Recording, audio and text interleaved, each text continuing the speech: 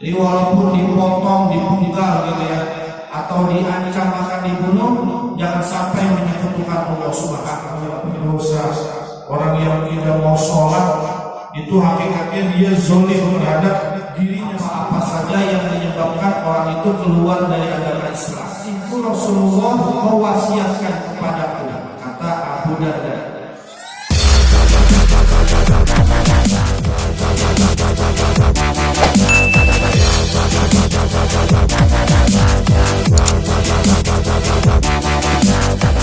Assalamualaikum warahmatullahi wabarakatuh. Alhamdulillahirabbil alamin alladzi hadana li hadza wa ma kunna linahtadiya laula an hadana Allah.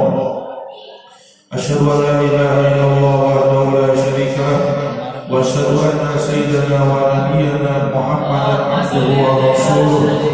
Allahumma shalli ala sayyidina Muhammadin al-fatih lima ulika wal khatim lima sabaqa nasiril haq bil haq wal hadi ila siratal mustaqim wa ala alihi wa sahbihi haqqa qadrihi wa miqdarihi al-azim.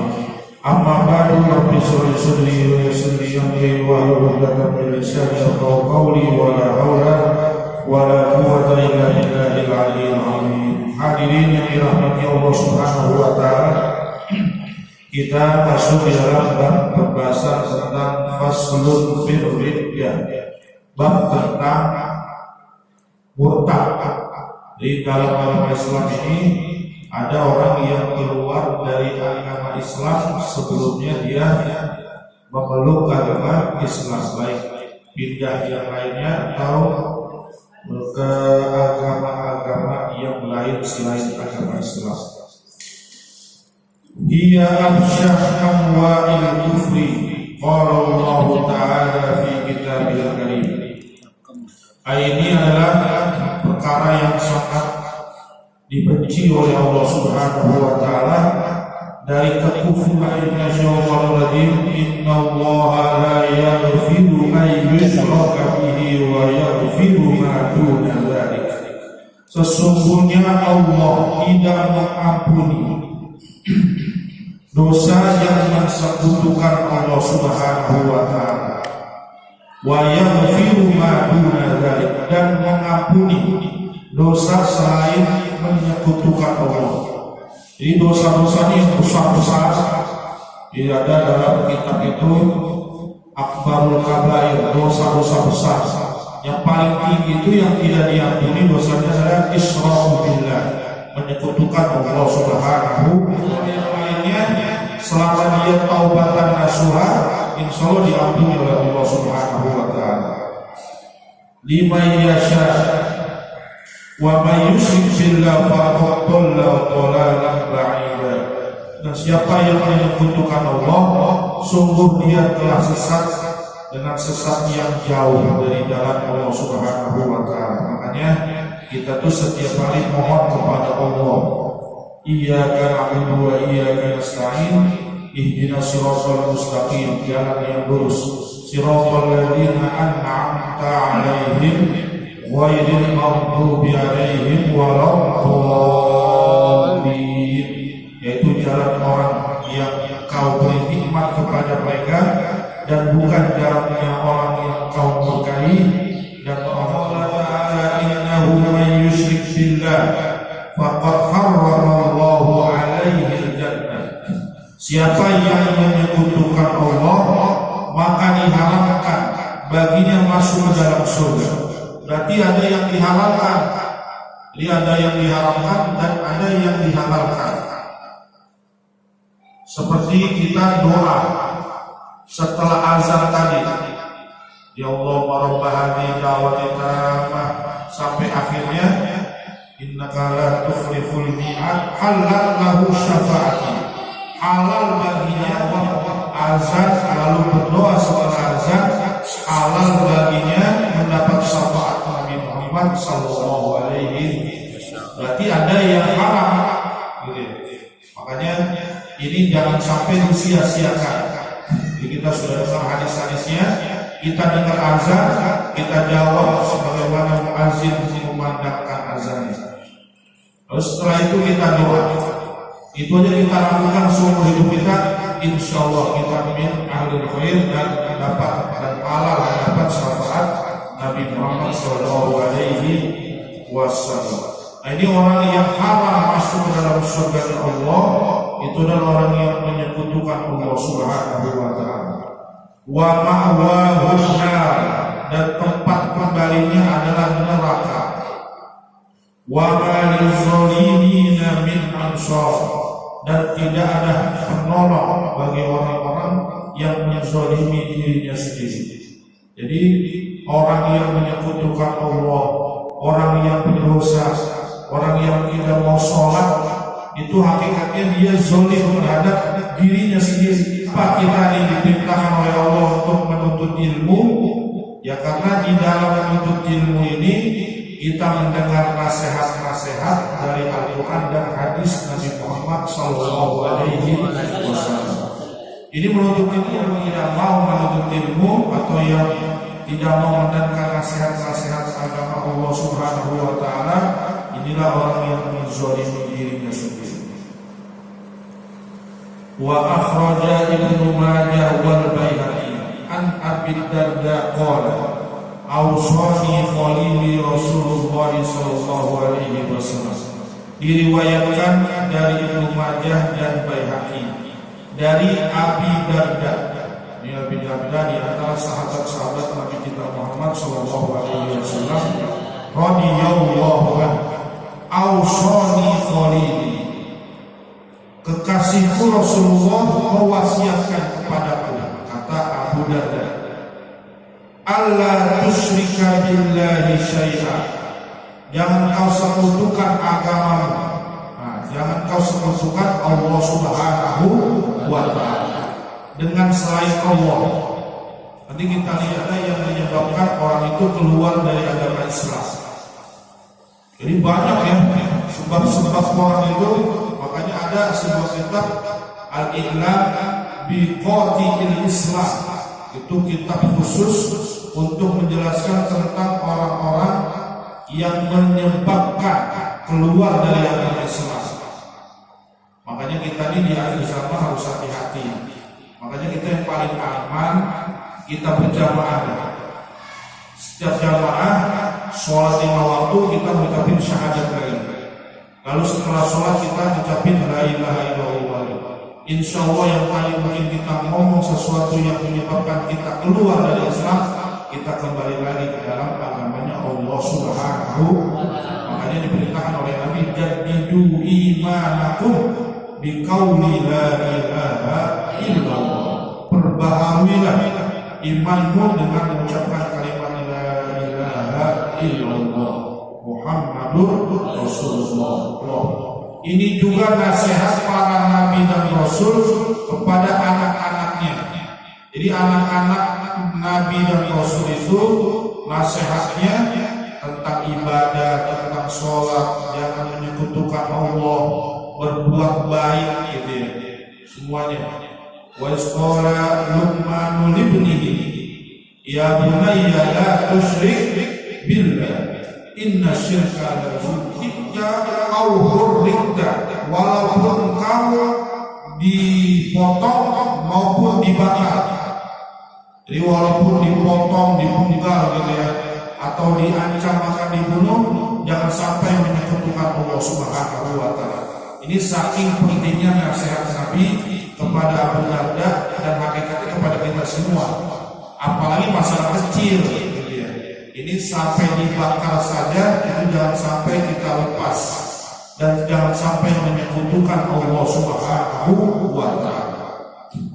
Sebab di dalam Al-Quran Allah Subhanahu wa Ta'ala berfirman, Al-yawmil yas-sama'i dzatil buruj wal yawmil maw'ud wa syahidin wa mashhud qutila ashabul ukhdud an-nari dzatil waqud idhum 'alaiha qu'ud wa hum 'ala ma yaf'aluna bil mu'minina syuhud. Itu dalam surat Al-Buruj.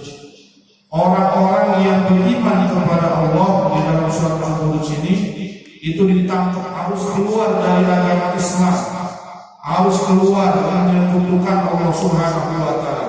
Kalau enggak dibuat parit. Di dalam parit itu dikumpulin kayu bakar. Kalau mereka yang beriman kepada Allah itu dibawa ke pinggir jurang yang di dalamnya ada api. Kalau mau keluar dari agama Islam selamat. Kalau enggak dibakar.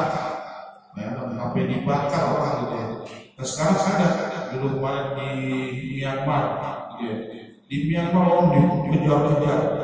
Cuman apa? Cuman karena dia beriman kepada Allah dan Nabi Muhammad Sallallahu Alaihi Wasallam. Di Uighur, Cina, gitu ya. Saudara-saudara kita itu dalam keadaan ketakutan. Kalau menampakkan keislamannya, dihabisin. Nah, kata Nabi kepada Abu Darda, jangan sampai engkau keluar dari agama Islam dan menyekutukan Allah Subhanahu wa taala. Walaupun kutiat dipotong-potong, auhurrikda ataupun dibakar sekalipun. Wala tatruka sholatan maktubah, jangan tinggalin sholat 5 waktu. Ini nasihat kedua. Berarti kedudukan sholat itu setelah kita beriman kepada Allah Subhanahu wa taala dan meninggalkan sholat itu dosanya besar juga. Kenapa? Karena sampai Nabi berpesan jangan sampai ninggalin sholat walaupun dalam keadaan apapun. Makanya ibadah-ibadah itu semuanya bisa ditunda atau dikodok kecuali sholat. Tetap wajib kita sholat 5 waktu walaupun kita dalam perjalanan jauh. Dalam keadaan perang aja nggak boleh ditinggalin. Dalam keadaan perang penting nggak boleh tinggalin sholat. Apalagi dalam keadaan sehat. Dalam keadaan ini orang masih tinggalin sholat juga, wah ini dosa besar. Jadi jangan sangka dosa besar itu zina, minuman keras doang. Ninggalin sholat itu termasuk di antara perkara besar.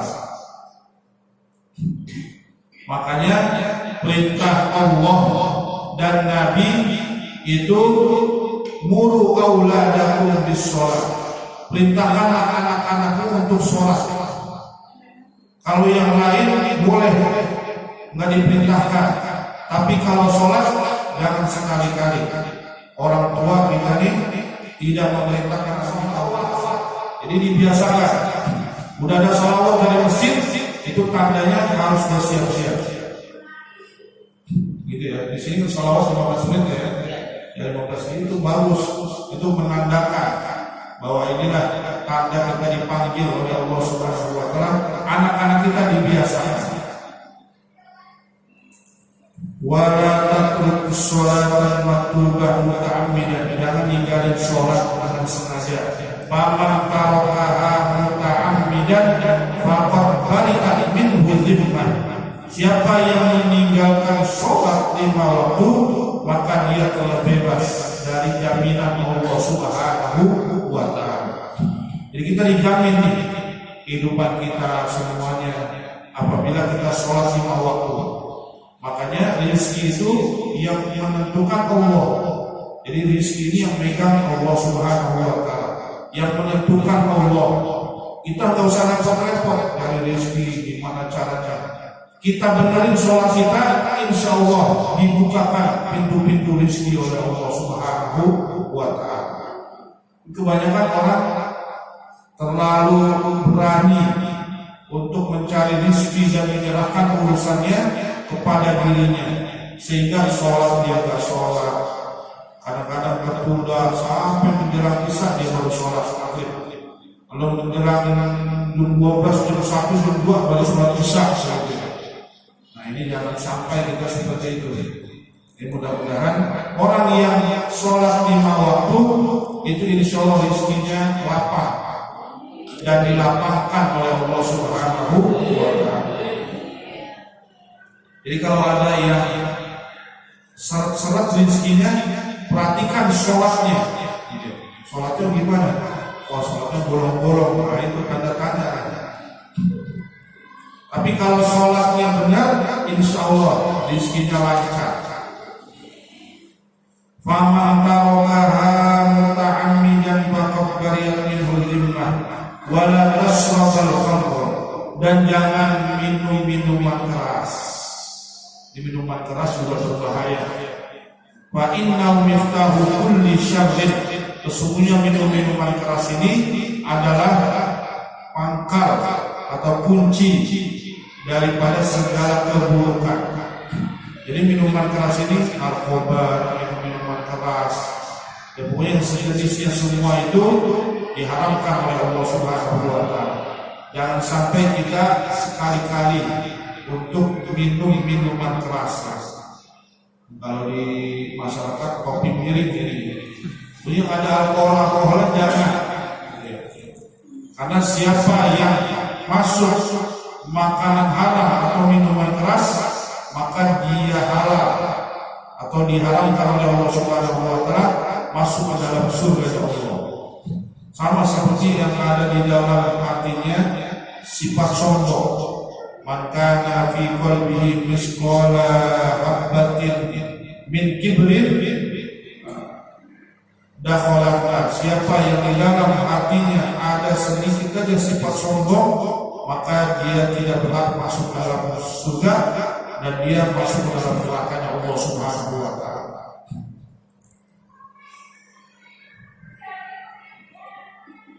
Wala tashrabal khamra fa innahu miftahu kulli syarr. Jangan sekali-kali kita minum minuman keras, karena ini minuman keras adalah pangkal segala keburukan. Ini dosa-dosa besar. Jadi persekutukan Allah, meninggalkan sholat, lalu yang ketiga minum minuman keras. Pernah ada kisahnya, ada orang yang diminta pilihan membunuh, berzina, apa minum minuman keras. Ya orang garam membunuh dosa besar, berzina juga dosa besar. Akhirnya dia minum minuman keras. Akhirnya dia dalam keadaan mabuk, dia berzina. Ketika berzina dia sadar, akhirnya orang yang dizinai dibunuh. Di gara-gara minuman keras, dia melakukan dosa besar yang lainnya, yaitu berzina juga dan membunuh juga. Nah sekarang kita lihat di televisi di mana-mana terjadi pembunuhan. Rata-rata membunuh dan merampok serta memperkosa itu gara-gara minuman keras. Ini berbahaya ini. Makanya Nabi mewanti-wanti kita agar jangan sampai kita minum minuman keras ataupun berada di lingkungan di mana lingkungan itu banyak minum minuman keras. Makanya kita harus perhatian lingkungan kita. Kalau di situ ada narkoba dan sebagainya, lapor kepada yang berhak untuk mencegah ini semua. Siapa yang punya kekuatan? Polisi. Lapor semuanya agar tidak ada di sekeliling kita itu dosa-dosa yang menyebabkan turunnya azab dan laknat dari Allah Subhanahu wa Ta'ala. Kalau kita diam, berarti kita menyetujui. Makanya ini ibu-ibu, bapak-bapak semuanya lihat kanan kirinya. Ada orang yang melakukan kemaksiatan. Kalau ada, kita nggak bisa nasihatin, minimal kita doa. Kalau kita mau lagi lapor kepada Pak RT, nanti Pak RT lapor lagi RW, langsung diteruskan lagi agar bersih lingkungan kita dari perbuatan yang diharamkan oleh Allah Subhanahu wa Ta'ala. Wattabrani man baddala dinahu faqtuluh. Siapa yang mengganti agamanya, maka hukumannya dibunuh, dipenggal. Ini hukum Islam ya. Kalau hukum kita Indonesia beda lagi. Ini hukum Islam, orang yang berganti agama itu halal. Makanya ini harus hati-hati juga. Kenapa? Karena berbahaya. Karena orang yang sudah tidak menerima Islam, padahal awalnya dia beragama Islam, artinya dia mengingkari ketuhanannya kepada Allah Subhanahu wa Ta'ala dan bernabi-nabi kita Muhammad sallallahu alaihi wasallam. Dari mana itu? Dari ayat suci Al-Quran dan dari hadis Nabi kita Muhammad sallallahu alaihi wasallam. Ulama-ulama sepakat maka wajib diperangi. Nah inilah yang dilakukan oleh Abu Bakar As-Siddiq ketika ada orang yang nggak mau bayar zakat. Ketika Nabi Muhammad meninggal dunia, diangkatlah khalifah Abu Bakar As-Siddiq, khalifah pertama. Akhirnya ada satu daerah yang enggak membayar zakat. Lalu Abu Bakar mengambil kesimpulan bahwa ini orang harus diperangi. Jangan sampai nanti mula-mula orang nggak mau membayar zakat. Begitu juga dengan orang yang nggak sholat. Jadi orang yang nggak sholat ini juga harus dinasihati, harus diperintahkan terus. Jangan sampai kita nanti dimintakan pertanggungjawabannya oleh Allah Subhanahu wa Ta'ala. Wa la yaqbalullahu taubatan 'abdin kufrin ba'da islamihi. Tidaklah Allah menerima taubat seseorang yang telah kufur dari keislamannya, ay madama musirron ala kufrihi, yaitu orang yang terus-menerus dalam kekafirannya. Tapi kalau dia taubat dan nasuha, insyaallah diterima oleh Allah Subhanahu wa Ta'ala. Wasyafi'i wal Baihaqi, man ghayyara dinahu fadribu unuqahu. Siapa yang mengganti agamanya, maka pukullah lehernya. Artinya dipenggal. Ini hukum Islam sebenarnya kalau secara kasat mata itu kejam. Tapi kalau dilihat kemaslahatannya, itu memiliki maslahat yang luar biasa. Contohnya, hukum orang membunuh dibunuh lagi.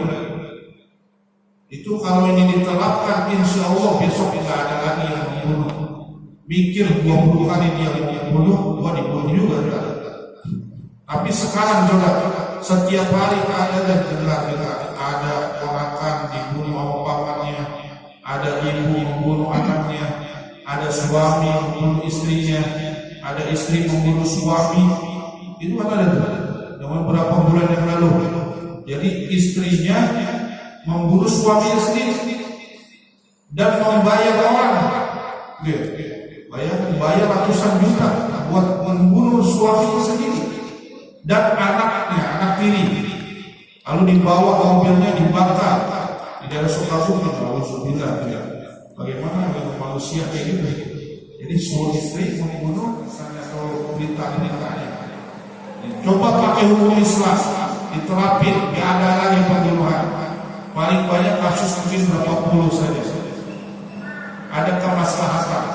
Wa fil qisasi hayatun di ulil albab. Di dalam kisos itu ada kehidupan bagi orang-orang yang mau berpikir.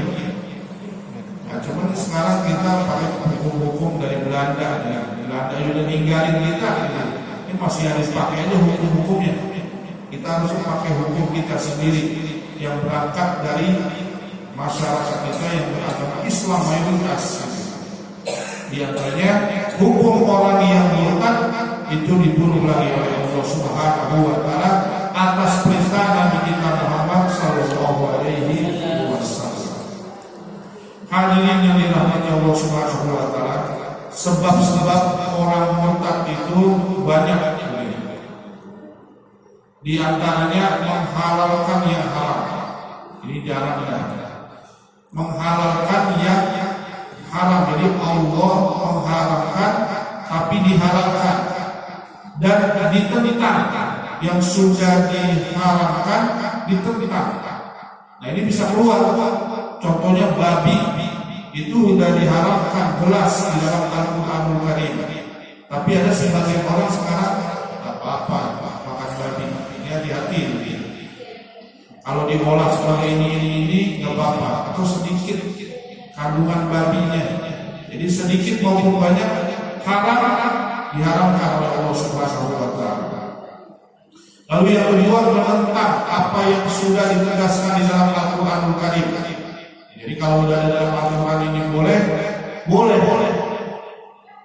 Jadi kalau misalnya nggak boleh.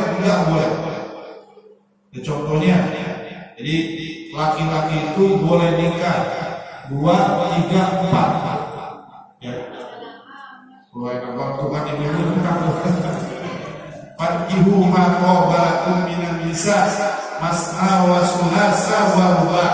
Nah, ini kita ngomong sama ibu-ibu dan ibu-ibu pasti tentang, tapi nggak boleh gitu ya. Karena sudah dinaskan di dalam Al-Qur'anul Karim. Nanti masalah setuju enggaknya suaminya itu lain lagi. Pasti semua ada yang setuju. Itu loh ya.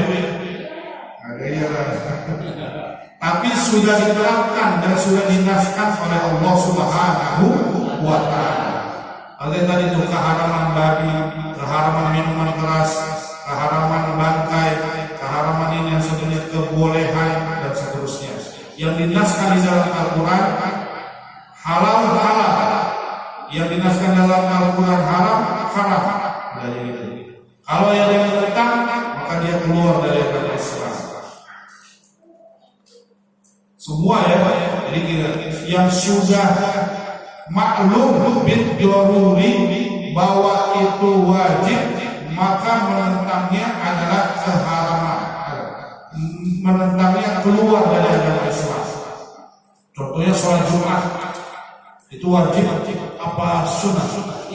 Wajib bagi laki-laki. Nah, makanya kemarin-kemarin ngeri-ngeri juga gitu. Boleh sholat di rumah ganti dengan sholat zuhur. Wah, itu bahaya itu. Itu tanggung jawab tuh yang sampai keluarkan fatwa itu.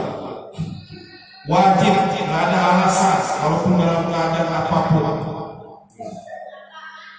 Ya kalau corona mah kecil dari dia. Jadi dalam keadaan apa-apa dan sebagainya itu tetap wajib sholat Jumat bagi laki-laki. Siapa yang meninggalkan sholat Jumat 3 kali berturut-turut, maka dia telah kufur gitu kan, dalam hadisnya. Tapi kalau yang kemarin itu masih belum sholat juga, udah 4 kali 5 kali, bukannya nggak sholat lagi malah, bukannya corona lagi gitu. Tapi di sini ada terus ya. Alhamdulillah menyelamatkan umat Islam dari kekufuran. Kalau nanti ada alasannya, nggak ada yang sholat Jumat, di sini ada. Di sana ada, di sebelah sana ada. Nah, mudah-mudahan kita selamatkan oleh Allah Subhanahu wa Ta'ala dari fitnah akhir zaman ini. Di fitnah akhir zaman luar biasa. Makanya Nabi itu menegaskan yumsi mu'minan wa yusbih kafiran. Ada orang yang sorenya masih beriman, pagi-pagi sudah kufur. Wa yusbih mu'minan wa yumsi kafiran. Ada yang pagi-pagi masih beriman, sore udah kufur lagi gitu ya. Nah, itu di antara sebab-sebab orang keluar dari agama Islam. Yang ketiga, meremehkan yang dihormati oleh Allah dan Nabi Muhammad SAW. Jadi kalau ada orang yang meremehkan, orang yang dimuliakan, dihormati, itu bisa keluar dari agama Islam. Contohnya kemuliaan Nabi, itulah nggak pakai kompromi lagi. Yang kedua, kemuliaan sahabat Nabi Muhammad SAW. Jadi para sahabat Nabi ini disebut di dalam Al-Quran radhiyallahu anhu. Allah telah ridho kepada mereka. Tapi ada segelompok orang yang mengecam sahabat Nabi Muhammad SAW, bahkan menyematkan sahabat Nabi masuk ke dalam neraka. Ini bahaya. Kayak kita jangan ikut-ikut aliran-aliran yang gitu deh. Contoh aliran-aliran sesat itu minimal 2. Yang pertama, dia merasa dirinya paling suci. Yang kedua, durhaka orang tua, durhaka gitu. Jadi kalau ada aliran yang durhaka sama orang tua, tarik itu anak. Misalnya duit orang tua halal diambil semua, atau nikah nggak usah izin orang tua, boleh. Nah itu dia, ada tuh aliran-aliran yang mengajak durhaka kepada orang tua maupun kepada Nabi kita Muhammad SAW. Jadi tidak memuliakan apa yang dimuliakan oleh Allah dan Nabi kita Muhammad SAW. Di antaranya Al-Qur'anul Karim. Al-Quran ini mulia, dimuliakan oleh Allah, dimuliakan oleh Nabi kita Muhammad Sallallahu Alaihi Wasallam. Makanya hati-hati gitu ya. Jadi kalau kita ada tulisan-tulisan Al-Quran, itu paling tidak kita ambil, jangan dibiarkan aja. Gitu. Kalau kita nggak sempetinnya, kita cuci, kita bakar, gitu ya. Agar tidak terinjak-injak ataupun masuk ke got-got, gitu ya.